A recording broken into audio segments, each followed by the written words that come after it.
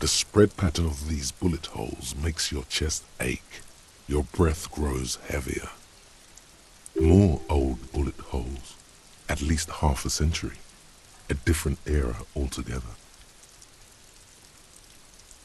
You peer into the faded marks in the stone. They peer back like an endless row of tiny black holes. Sweat starts trickling down your brow. Your chest feels tight looking at them. It's closing in, caving in, ever tighter. Your breathing grows even heavier. You okay there?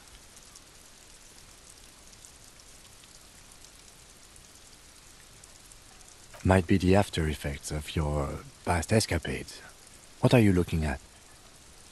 Bullet holes generally look the same, so probably. But you're right. More old bullet holes from the revolution. Plenty.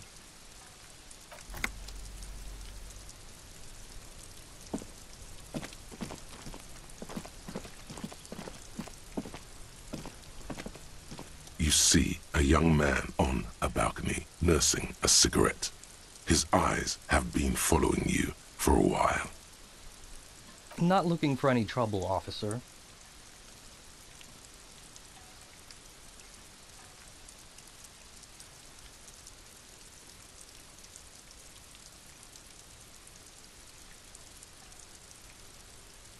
I don't want to be seen talking to the gendarmerie, if that's okay. I just want to finish my cigarette. It's the god of cigarettes and youth. Ask him if he's got anything to spare. Don't let him go. This could be your witness. The balcony has a great view of the whole thing. Apologies, but this is my last one. The god himself has denied you absolution. Absolution? I don't know that brand. I'm pretty sure you can get Astras at the Frit. I'm not sure that's a good idea. I'm not throwing anything. There's no way you'd catch that cigarette anyway. Yes, really. Don't even try. You'll just embarrass yourself. As you wish. Is it really that important? Like a nervous cat, he keeps stealing looks at the neighboring windows. Alright, but make it quick. Once I finish this cigarette, I have to run. Martin Martinez? Good local name. Let's go with that.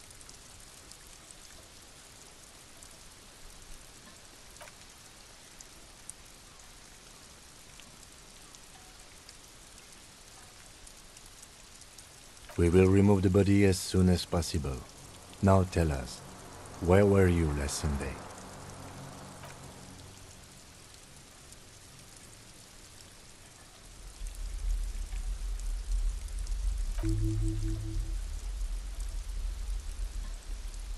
And when did you speak to this more muscular gentleman?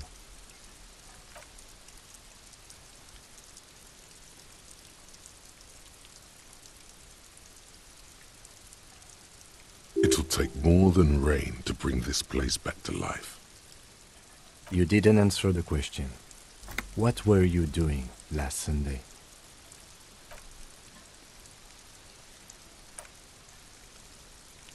A Sunday friend. How intriguing. He doesn't reply, gesturing no with his cigarette. Under the grey sky, the neighboring windows are streaked with rain.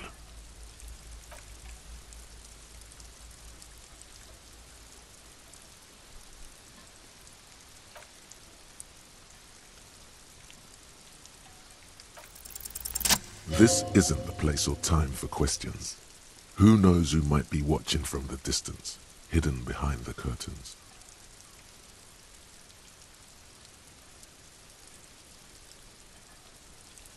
For a moment, the man on the balcony seems almost vulnerable. Something moves in the depths of his feline eyes, compassion and a hint of understanding.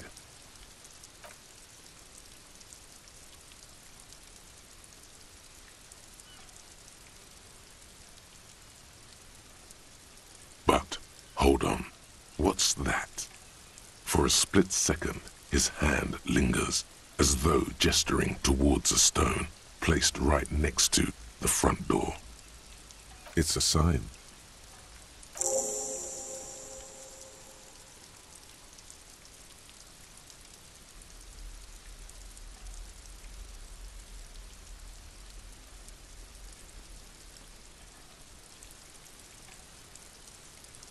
He's gone. No point in running. Tenements like these often have multiple exits. If he doesn't want to talk to us, then he'll know how to hide himself. He could be a witness. Him or his Sunday friend. Either way, we need to look into that muscular type who's asking about our case. He did leave us a sign. Did you see that? He wanted to draw our attention to that stone right over there. If we find a way inside the building, we can ask around for his apartment.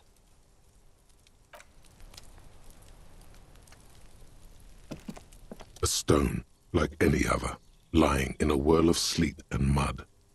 Maybe there's something under it. There's a key beneath it, rusty from the dirt. This must be for the front door. Pity doesn't have the apartment number on it. This building has many apartments and the man can be in any of them. We'll just have to go in and see.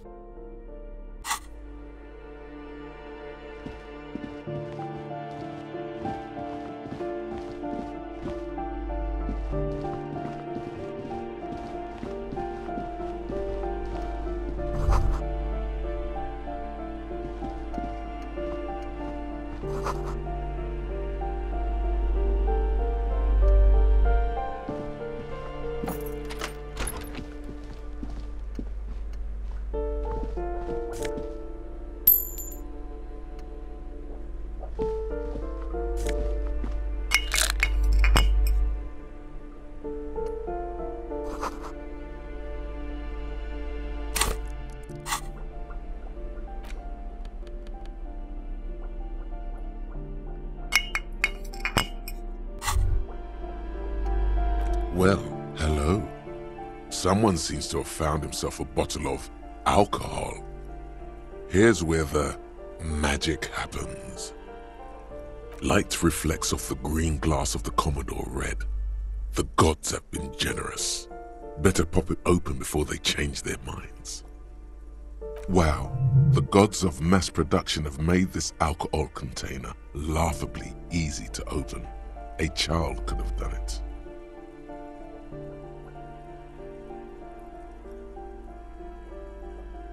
There's a satisfying pop as the cork jumps out, and the hair on your back rises like an army at attention. You've been here before. Welcome back, detective. You're home now. A golden sun melts down your throat. Its rays filling your nostrils with sunshine. Your stomach melts from it into a happy, gooey mess. So does your mind. All the bad things are melting. You're you again. A real cop. A real detective. Incredibly well done. From the void we came, and to the void we must return.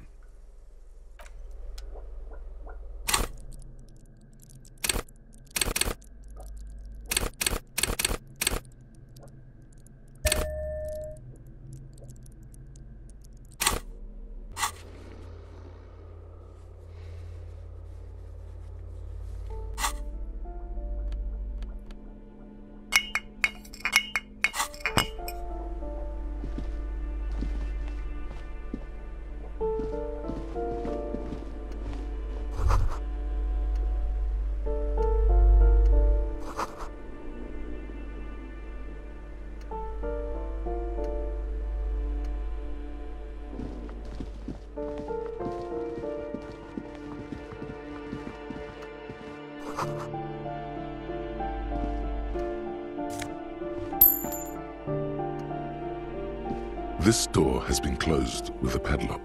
A chalk-drawn number on the board says, number 11. It's a solid lump of metal, but the shackle is deeply corroded. A solid pair of chain cutters would make short work of it. Better whip out those cutters. You won't get very far otherwise.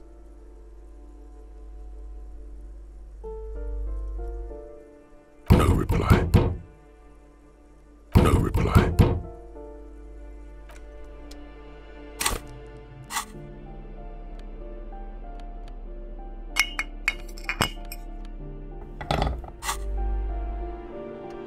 This door has been closed with a padlock. The chalk-drawn nut. The shackle snaps like a twig, and the lock falls to the floor with a little thud. It should be possible to enter now. After you, detective.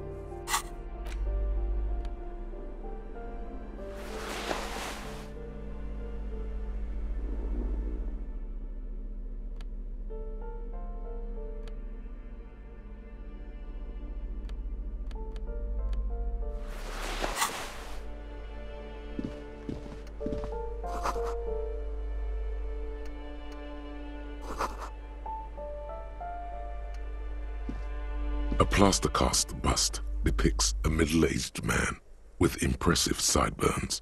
The name on the plinth reads, Kraz Marzov.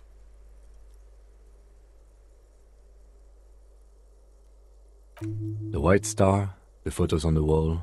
I think we have broken into the apartment of a young communard. How fitting.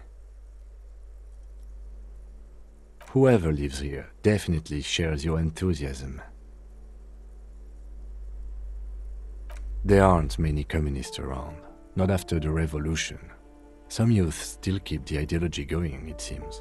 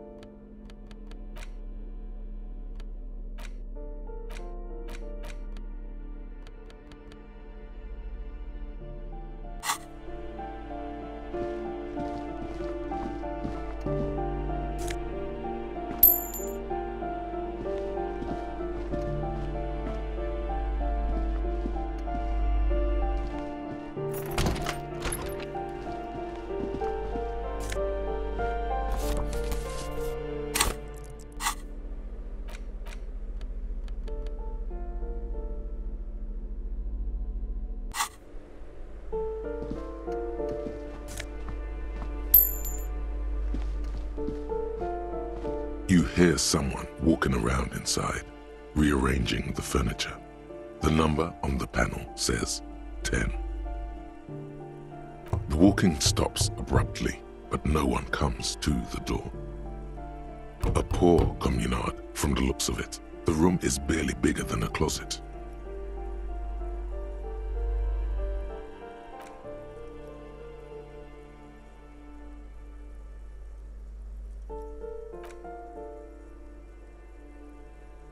Let's go. We don't have a reason to get inside that apartment. It's generally easier to do things if you have literally any reason.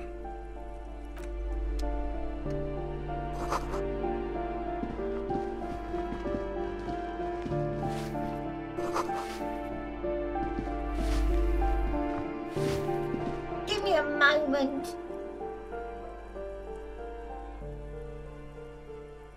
The coal never does any good for my bronchitis. This woman's health is failing her. There's not much to do. Not in this damp. I'm fine, fine. Don't you worry about me. Now, what you want from me, policeman? She's the cleaning lady. She knows the floor plan and the residence.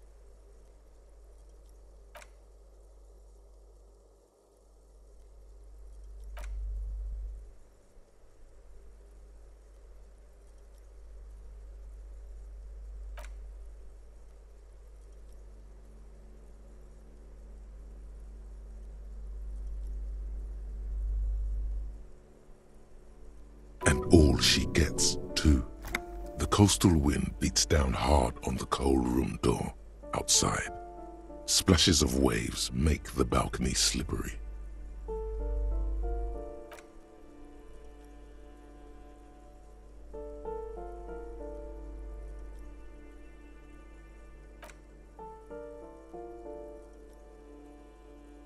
They probably just moved or died, hopefully somewhere else.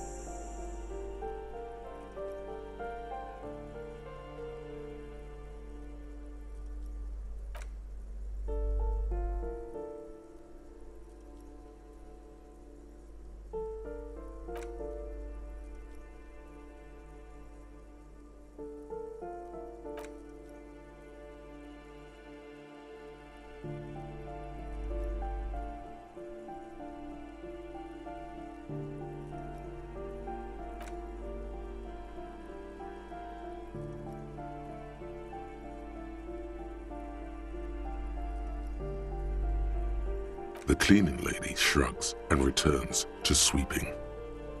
She mumbles some kind of a response, then hacks something into her handkerchief.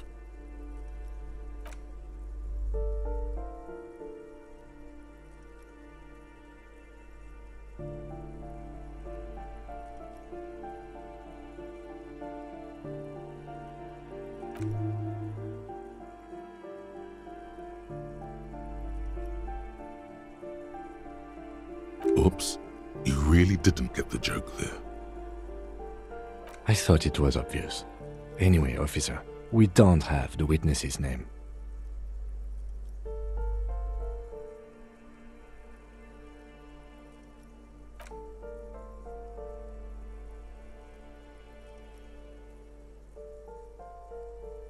Somewhere in the building, a child starts crying.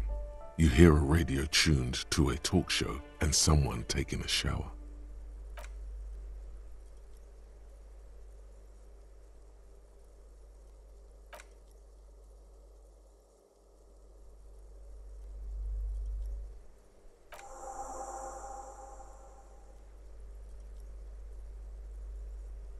Thank you. We should go check out his apartment on the balcony. See if he's home. What's this? We're getting reports of normal, reasonable, temperate, political opinions somewhere in Martinez.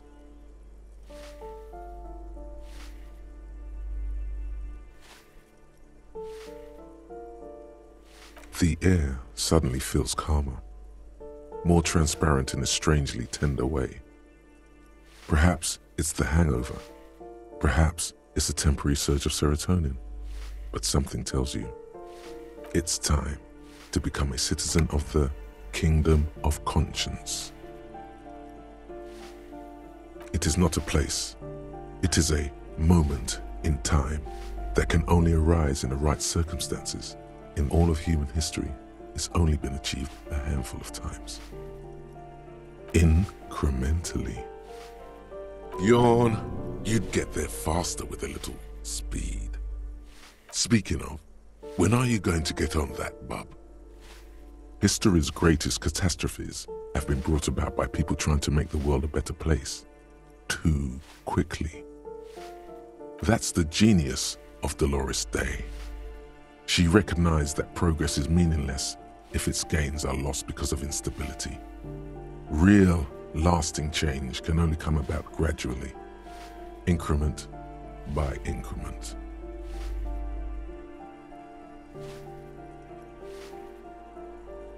The kingdom is difficult to comprehend and even more difficult to describe. Partly because humanity will need to discard many of the categories that define and limit it today. The kingdom of conscience is post-capitalist, post-national. It's also post-industrial, post-ideological, and even post-sexual. Slow down, Mr. Reasonable. Did you miss the part about compromising and taking things slow? That's right. Remember, real democracy is just around the corner for Revachol. When that real democracy kicks in, a long time from now, we are all going to be so much happier.